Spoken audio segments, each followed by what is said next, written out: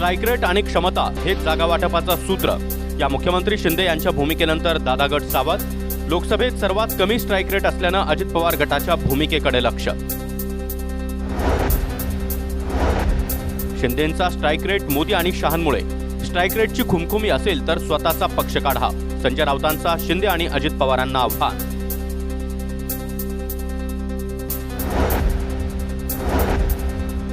अजित पवारांनी उद्या देवगिरी निवासस्थानी बोलावली आमदारांची बैठक। महायुतीमधील राष्ट्रवादीच्या जागा वाटपावर चर्चा होणार, तर महामंडळ वाटपाच्या नाराजीवर देखील चर्चा होणार। विधानसभा निवडणुकीसाठी भाजपचं 85 ते 90 जागांवर विशेष लक्ष। निवडून येण्याच्या शक्यतेवर जागांची ए, बी आणि सी अशा प्रकारे वर्गीकरण। भाजप आणि संघाच्या बैठकीत निर्णय।